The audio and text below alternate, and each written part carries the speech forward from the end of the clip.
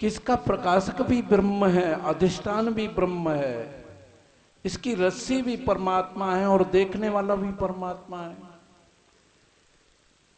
ये बात जब नहीं समझ में आती है तो फिर देखने वाले को, दृष्टा को जीव बोल देते हैं, और जिस रस्सी में ये दिखाई पड़ रहा है उसको ईश्वर बोल देते हैं। अब ईश्वर और जीव का एकत्व करने के लिए ये तत्त्वमसि इत्यादि महावाक्यों का उपदेश होता है। माने कोई बात समझ में नहीं आती है तो उसकी एक युक्ति होती है, उसका एक कायदा होता है, एक तरीका होता है समझाने का। तो ये महावाक्य जो हैं एक युक्ति है, एक समझाने का तरीका है। क्या कि वो जीव ईश्वर का एकत्व कर देते हैं कि जो जीव है सो ईश्वर है, जो ईश्वर है सो जीव है। जो जीव ईश्वर का कल्पित जो भेद बन गया है उसमें ये कल्पना करनी होती है कि जीव के साथ में अविद्या है, ईश्वर के साथ में माया है, ये माया भी कल्पित है, अविद्या भी कल्पित है। तो उपाधि जब कल्पित है तो उपाधि से जो जुड़ा हुआ चैतन्य है, जीव ईश्वर, वे दोनों ही कल्पित हैं। और जब उपाधि को बाधित कर देते हैं तो सच्ची चीज जो चैतन्य है, जो ज्ञान है, वो ही प्रज्ञानम ब्रह्म हो जाता है।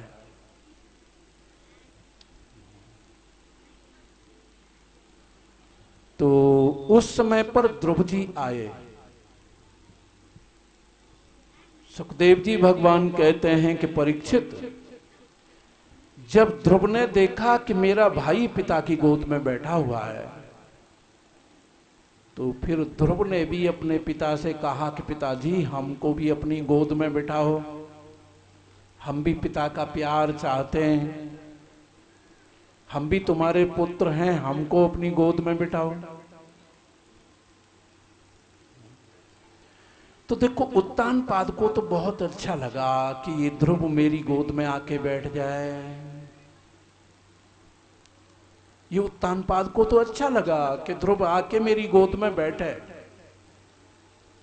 क्योंकि नित्य सुख, उस परम शांति को, शाश्वत शांति को मनुष्य मात्र चाहता है। उत्तानपाद चाहता है कि ये ध्रुव भी आकर के मेरी गोद में बैठे। लेकिन जो सुरुचि बैठी हुई है, जो भोग उत्पन्न करने वाली जो बैठी हुई है, जो भोग रूप है, उस सुरुचि ने तुरंत हाथ करके ध्रुव को रोक दिया और महाराज की ओर आंख से आंख मिला करके उसने कहा कि बताओ तुम उसको चाहते हो कि हमको चाहते हो? फैसला करो जल्दी, तुम हमको चाहते हो कि उसको चाहते हो?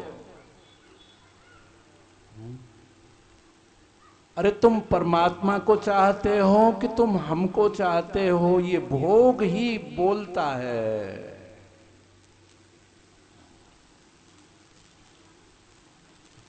अगर हमको चाहते हो तो उसको हमसे दूर करो,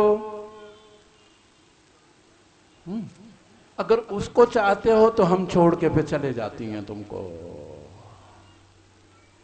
अरे बाबा, पत्नी के कहने से व्यक्ति माता पिता को छोड़ देता है, भाई बंधुओं को छोड़ देता है। को देवी तू रूठे मत, तू नाराज मत हो। मैं अपने पिता को भी छोड़ने के लिए तैयार हूँ, माँ को भी छोड़ने के लिए तैयार हूँ, सारे भाई बंधुओं को छोड़ने के लिए तैयार हूँ, पर देवी तू मत नाराज हो, तू मत जा। तेरे बिना तो मेरा घर भूतों का घर हो जाएगा, तेरे रहने से ही मेरा घर सुंदर है, तू यहीं रह।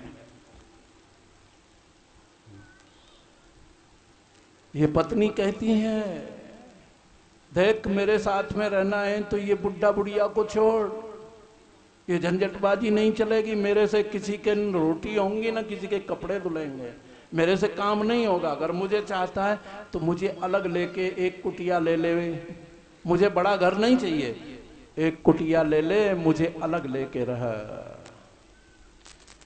अब व्यक्ति को फैसला करना पड़ता है ना।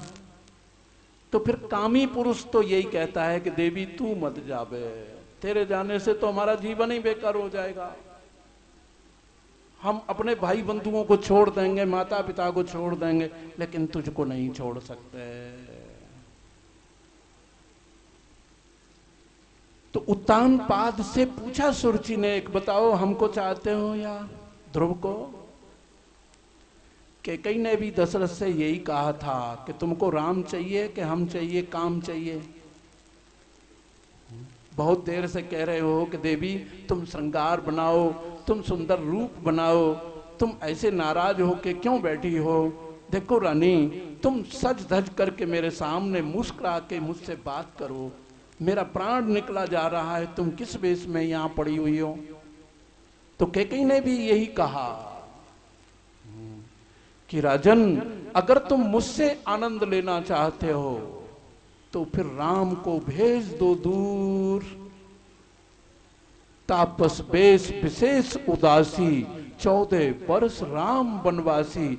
जहां राम रहेगा वहां काम नहीं रहेगा, और जहां काम है वहां राम नहीं रहेगा। राम को भेजो वन में। देखो ये श्रेय मार्ग है। ध्रुव की कथा क्या है? ये परमानंद को देने वाली कथा है, ये मोक्ष प्रदान करने वाली कथा है।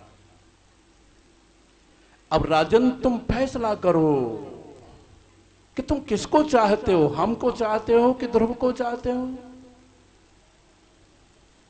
तो राजा ने तो फिर ध्रुव की ओर से ही मुख मोड़ लिया कि देवी तुम ही प्रसन्न रहो, हम ध्रुव की तरफ से मुंह मोड़ लेते हैं।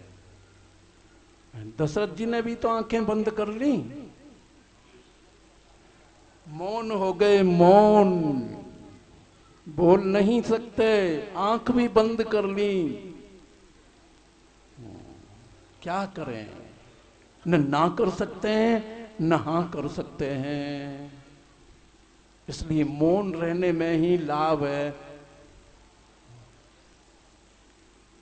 पर वचनबद्ध हो गए दशरथ, वचन दे दिया न कैकेयी को। पिता के वचन को पूर्ण करने के लिए मर्यादा पुरुषोत्तम जो मर्यादा का जीवन जीते हैं, वो बेटा अपने पिता के वचन को सत्य करने के लिए वन की ओर चला गया। ये ध्रुव भी वन की ओर जाएगा।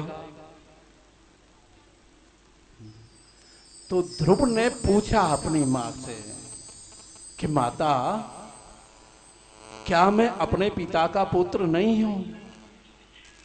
मुझे पिता की गोद में बैठने का क्या अधिकार नहीं है? तो सुरुचि ने कहा कि हां, तुम अपने पिता के पुत्र तो हो, लेकिन महाराज की अप्रिय रानी सुनीति के गर्भ से तुमने जन्म लिया है, इसलिए तुम अपने पिता की गोद में नहीं बैठ सकते।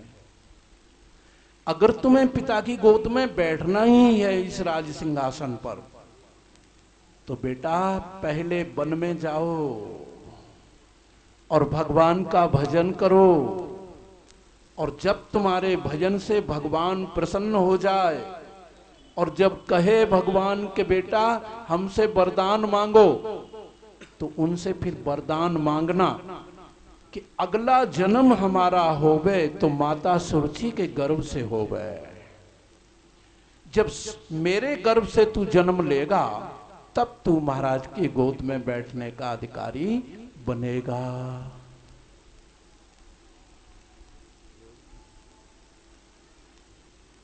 देखो सुरुचि ने पहली बात तो बहुत अच्छी कही कि तू वन में चला जा, भगवान का भजन कर।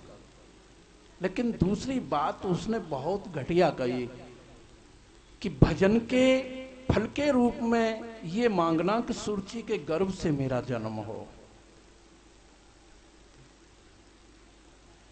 बस ये बात उसकी गलत थी, इसीलिए सुरुचि को आगे कथा में बहुत दुख मिला। इतना दुख मिला कि उसका बेटा मर गया और बेटे की उस मौत के कारण दुखी होकर के स्वयं भी आत्महत्या करनी पड़ी उसको। यह श्रीमद् भागवत में लिखा हुआ है। तो श्री सुखदेव जी भगवान कहते हैं कि राजन परीक्षित, तो उस समय पर ध्रुव ने अपनी मां के पास आकर के प्रणाम किया। माता सुनीति को दासियों ने पहले ही बता दिया कि आज तुम्हारे बालक ध्रुव का राजमहल में बहुत अपमान किया है सुरुचि ने। तो मां ने अपने बेटे को अपने हृदय से लगाया और उपदेश किया कि बेटा, मैं सब कुछ जानती हूं, लेकिन तेरी विमाता ने जो तुझे उपदेश किया है वो बिल्कुल ठीक ठीक उपदेश किया है, क्योंकि संसार में कोई अपना नहीं है। अच्छा ये बताओ बेटा कि तुमको ऐसा लगता है हमारा कोई है यहाँ संसार में?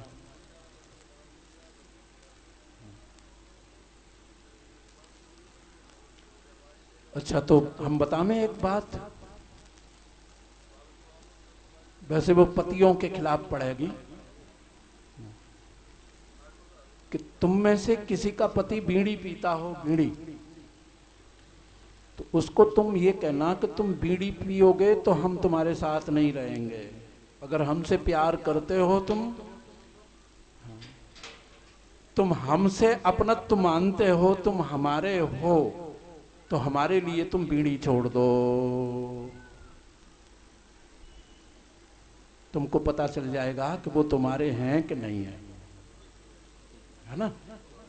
और तुमको ये भी पता चल जाएगा कि बीड़ी के बराबर भी हमारी कीमत नहीं है। हाँ, ऐसे ऐसे लोग हैं कि बीड़ी नहीं छोड़ सकते, चाहे पत्नी घर छोड़ करके जा रही है तो जा तू।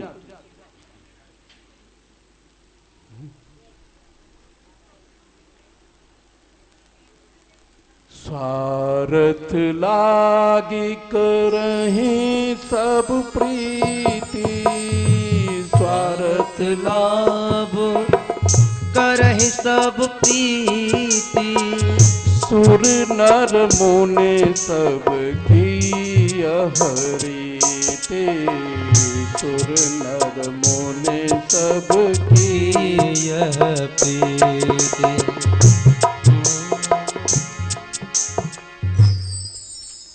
ये महात्मा पुरुषों ने बड़े अनुभव करके ये बात लिखी।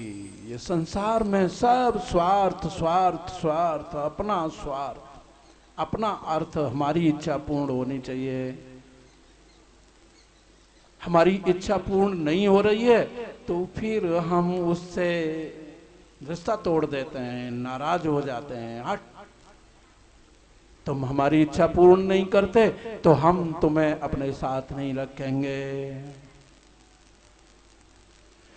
तो माँ सुनीति कहती है कि बेटा, इस संसार में सब ठग हैं, ठगने वाले, लूटने वाले, लुटेरे।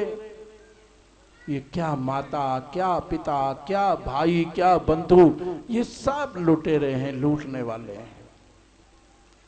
श्रीमद् भागवत में तो अपने संबंधियों को भेड़िया कहा है। भेड़िया, पंचम स्कंद में आगे बात आवेगी कि जैसे भेड़िया भेड़ की खाल को नोच लेती है, उसी प्रकार ये संबंधी, ये बंधु अपना सर्वस्व लूट लेते हैं। ये बड़े ठग हैं, बड़े लुटेरे हैं। कि बेटा, अगर तुझे उस राज सिंहासन से भी बड़ा सिंहासन प्राप्त करना है तो तू अपनी विमाता के आदेश का पालन करते हुए तू वन में चला जा। तेरे साथ में भगवान है, उस भगवान का भजन करना। देखो, 5 वर्ष का बालक और माँ कैसी धन्य माँ है कि बेटे को कह रही है कि बेटा तू भजन कर भगवान का। पुत्र ने प्रणाम किया कि माता मुझे आशीर्वाद दो, मैं भगवान का भजन करने जा रहा हूं। तो सुनीति ने कहा कि देख, मेरा तो आशीर्वाद तेरे साथ हर समय है, लेकिन बेटा अगर तुम भगवान को प्राप्त करना चाहते हो तो तुम विमाता के पास जाओ, अपनी मौसी के पास जाओ, उसको प्रणाम करो और उसका आशीर्वाद प्राप्त करो, तब तुम्हें भगवान का दर्शन होगा, उनका प्यार प्राप्त होगा। देखो ये सुनीति है ना, अपमान करने वाले के पास बेटे को क्यों भेज रही है कि ये सुनीति है कि अगर उस सुरुचि के प्रति उसने जो बाग बाण मारे हैं इस बेटा के ध्रुव के, अगर वो शब्द का बाण इसके हृदय में लगा रहा, उससे द्वेष बुद्धि इसकी अगर बनी रही, तो ये राग द्वेष ही तो हृदय की मैल है, तो फिर इसको परमात्मा का दर्शन नहीं हो सकता। जिसके हृदय से राग द्वेष निकल गया है, राग द्वेष से जो विनिर्मुक्त हृदय वाला व्यक्ति है, वो परमात्मा का दर्शन करता है। तो बेटा जा तू अपनी मौसी के पास। देखो बच्चे के हृदय को शुद्ध करने के लिए ये सुनीति, ये अच्छी नीति है, श्रेष्ठ नीति है, भेजती है उस सुरुचि के पास। और ध्रुव ने जाकर के प्रणाम किया सुरुचि के लिए। सुरुचि ने बिना सोचे समझे आशीर्वाद दे दिया कि बेटा तुझे परमात्मा का दर्शन